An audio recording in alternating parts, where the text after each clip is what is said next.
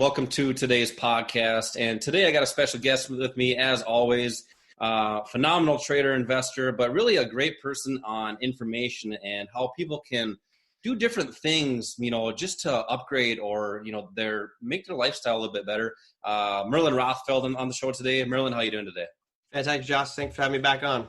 Yeah, I know it's tough, and I know you have a busy schedule, but I'm glad you took some time here today. With your live show coming up a little bit later. But I want to dive straight into today's topic. There's really a wealth gap in America, right? And a lot of people are struggling with building wealth. And I know you have a lot of different content, and you just have a lot of different tools on how people can start building wealth, but also maintain that through their lives. Just kind of explain some different steps people can take to build wealth in these days.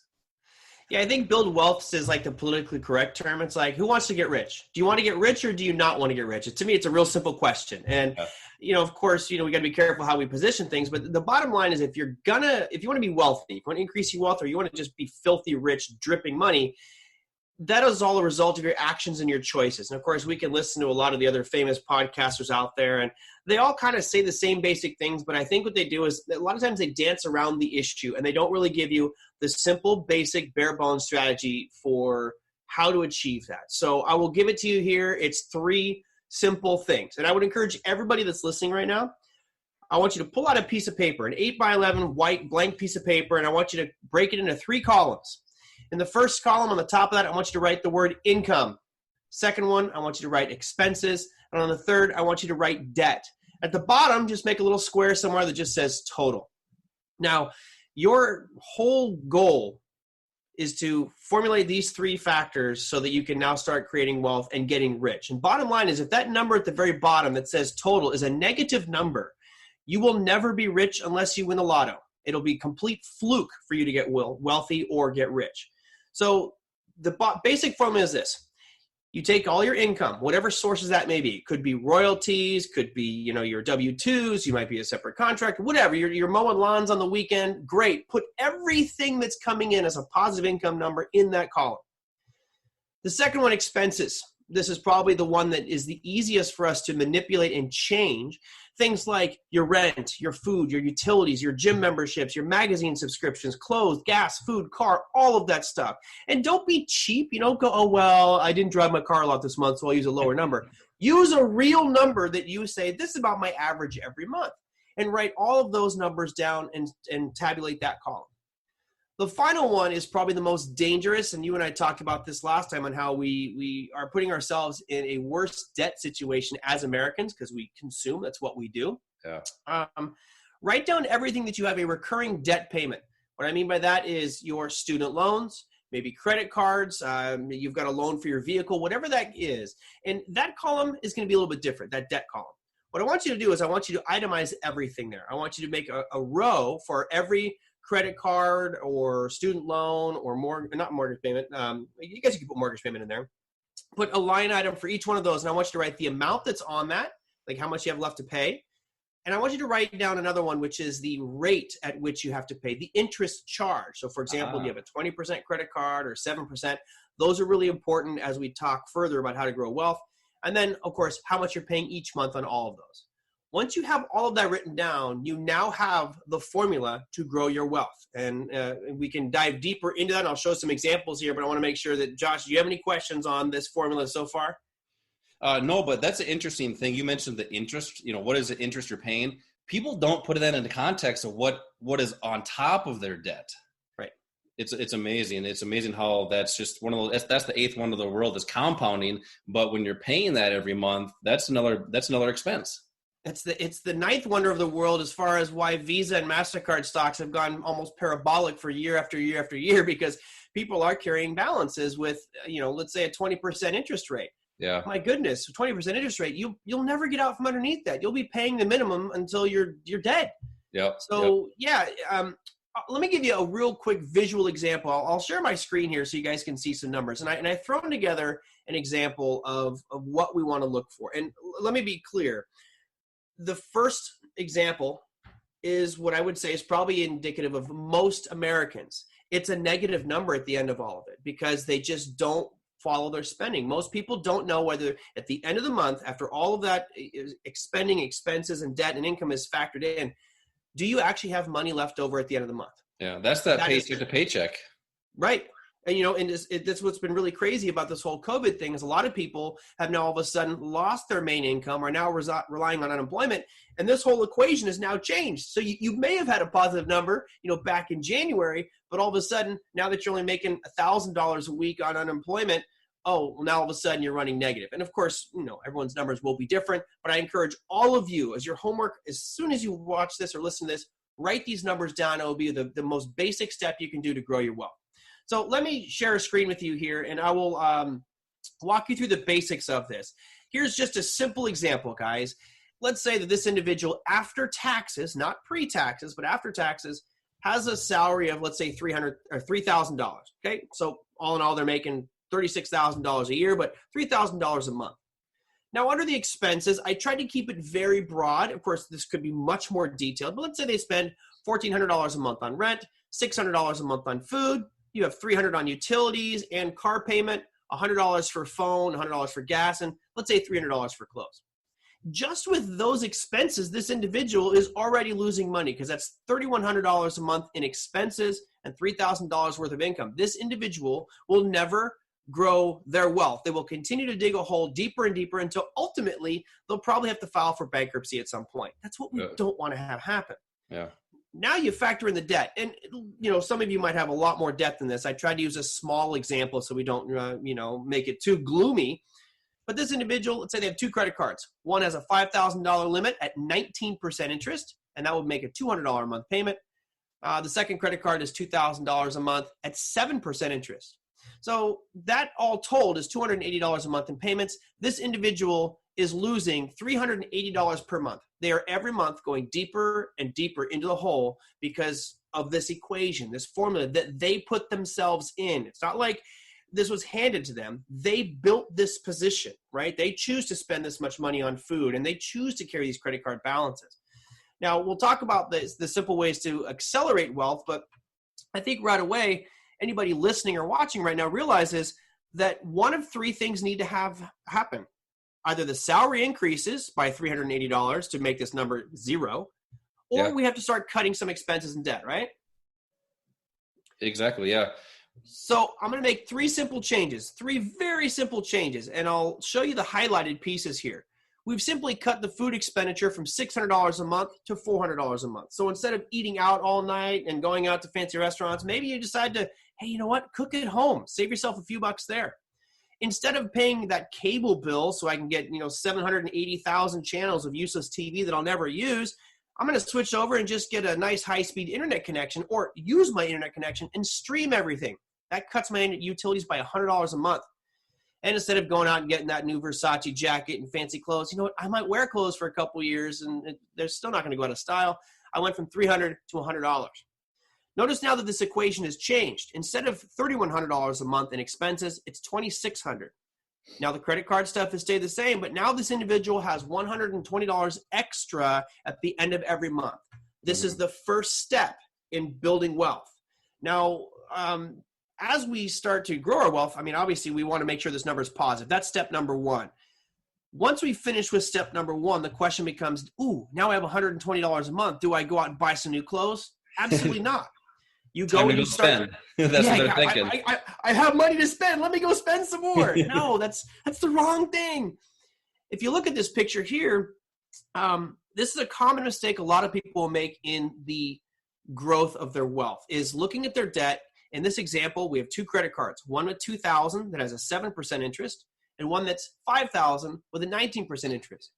A lot of people will say, hey, you know what? I want to pay off the $2,000 one first just so it's not there anymore.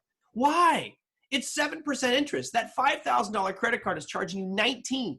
Yep. So your number one goal with this every $120 extra is going to be to pay down that credit card debt of $5,000 and get it to zero. Whichever balance has the highest interest rate charged to you, pay that off first.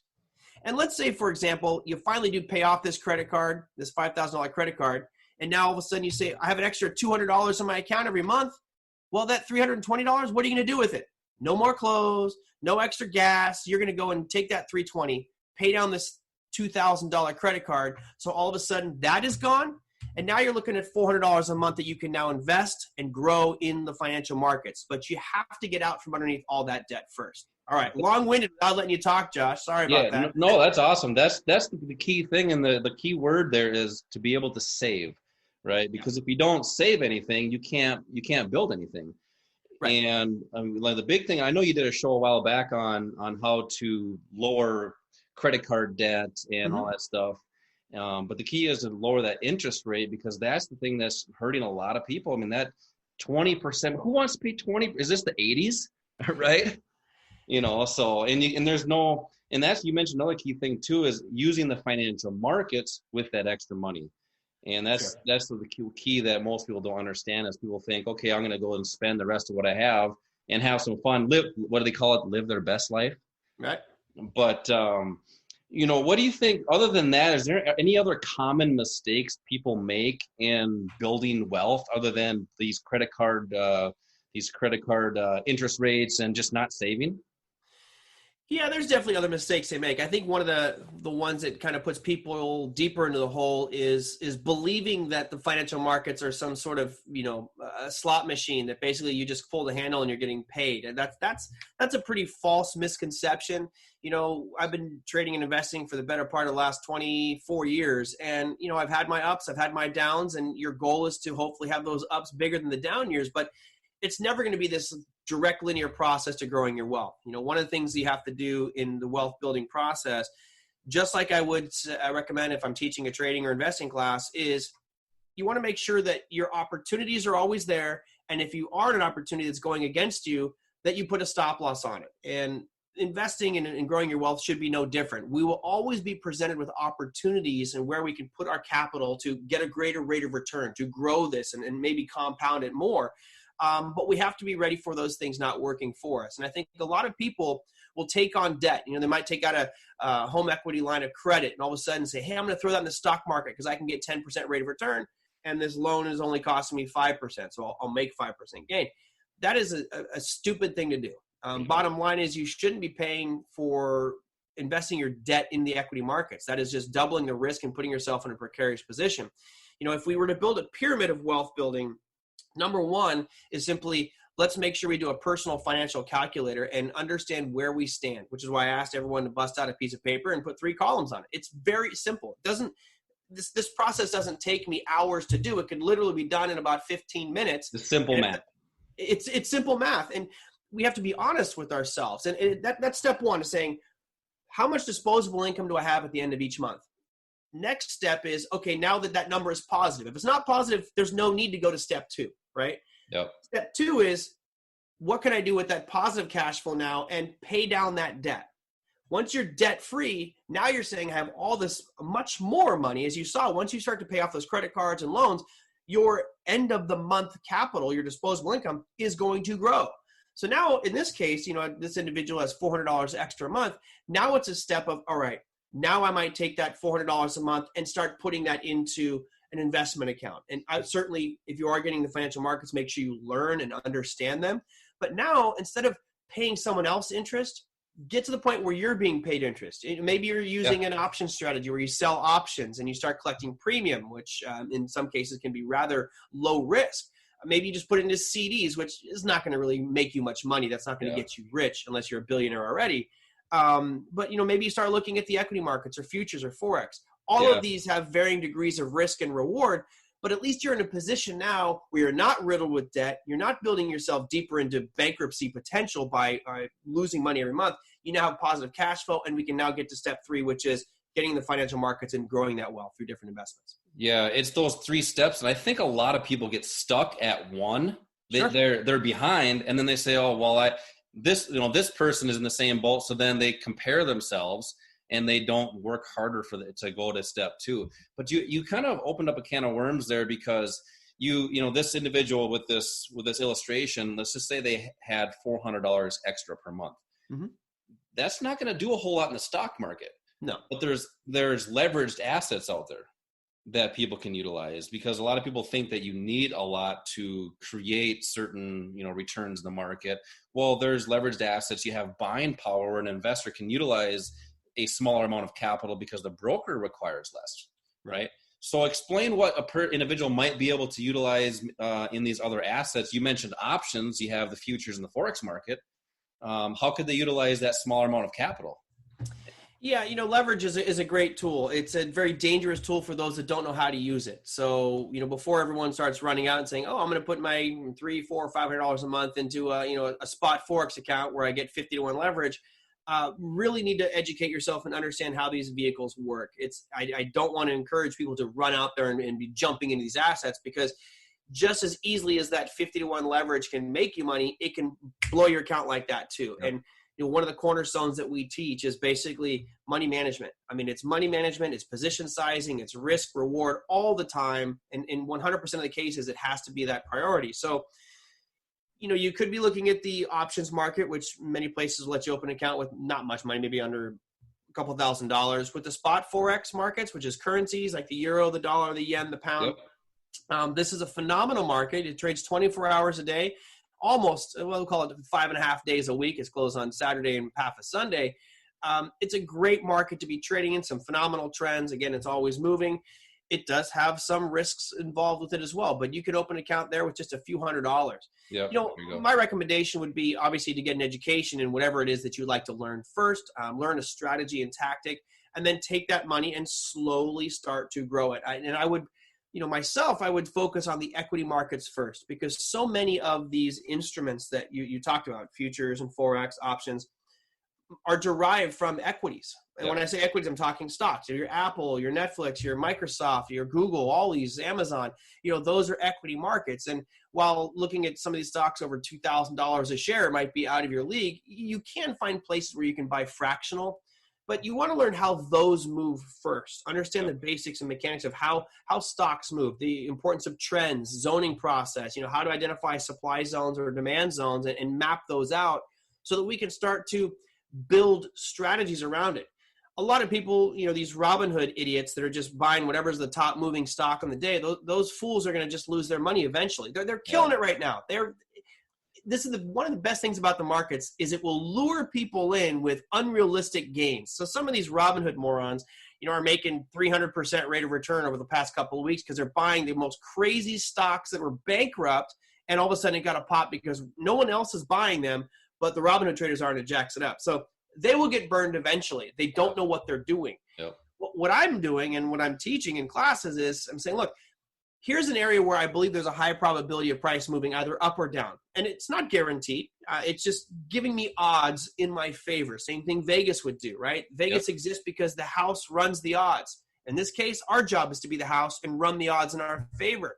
If something looks like a 50-50 trade, I don't care. I'm not interested in a 50-50 trade. I want to get it to the point where it's 60-40 in my favor. And I'll take those every single time that I see them, because over the long run, if I position my stop loss appropriately and my target appropriately, I will make money hand over fist over the course of time and just sheer probability. So to me, that's one of the most important things. A lot of people feel you can just buy anything and you make a bunch of money in the markets.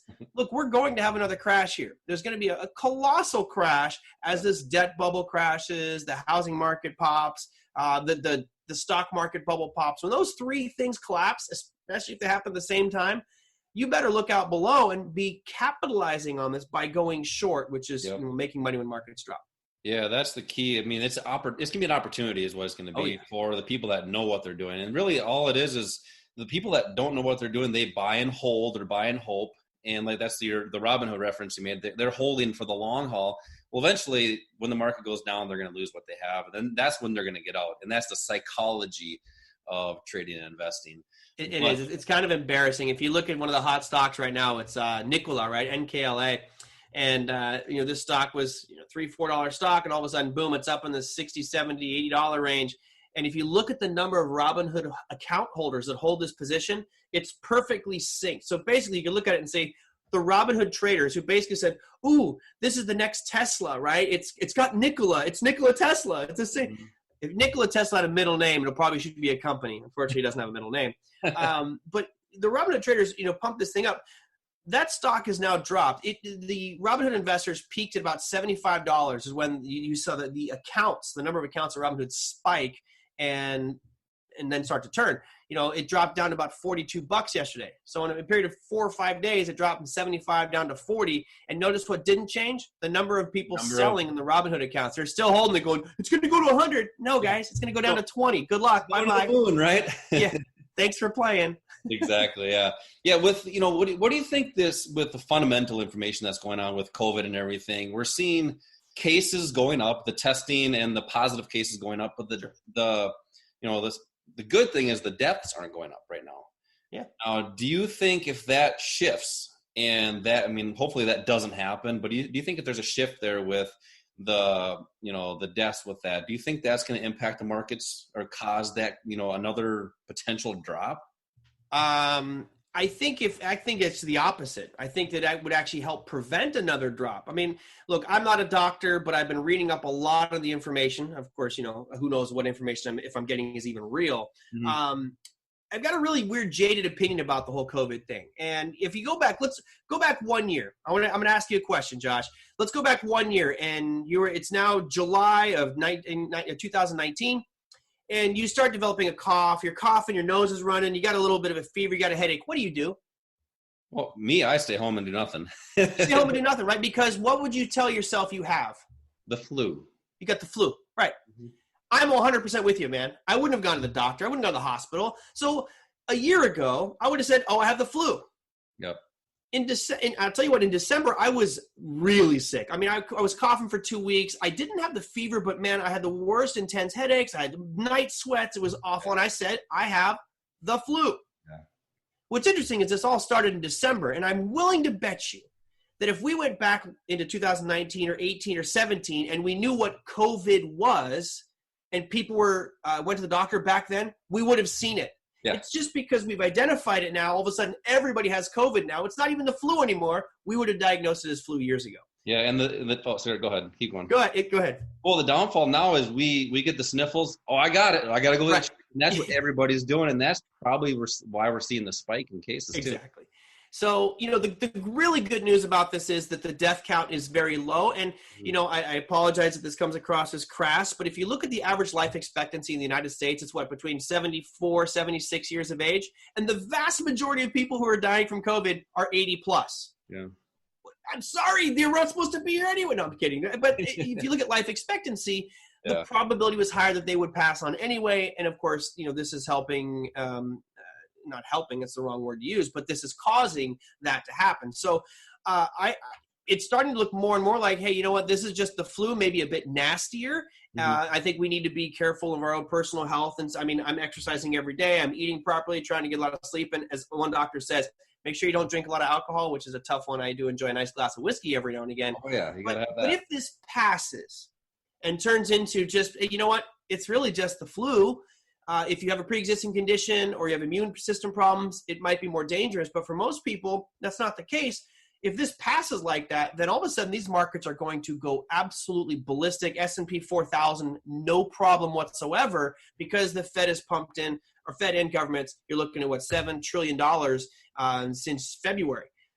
That's a huge catalyst to let these markets rip to the upside. I'm just one of those believers that it's too good to be true. And we have that much capital pouring in, it creates a bubble, and that could come, it will at some point come crashing back down. So I'm happy that COVID seems to be not as big of an issue as everyone is making it seem.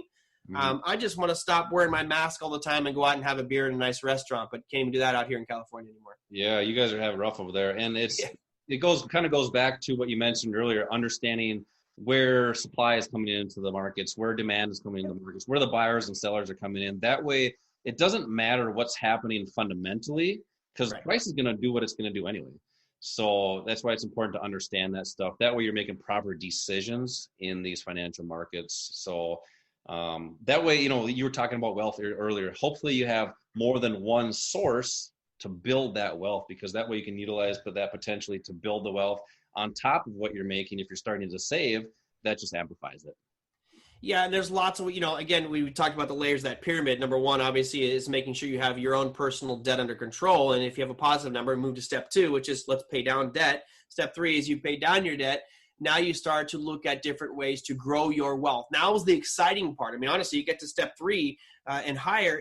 That's the fun part is saying, look, I want to be involved in these markets. I love options. I love futures. I love Forex. I like stock markets, all those things.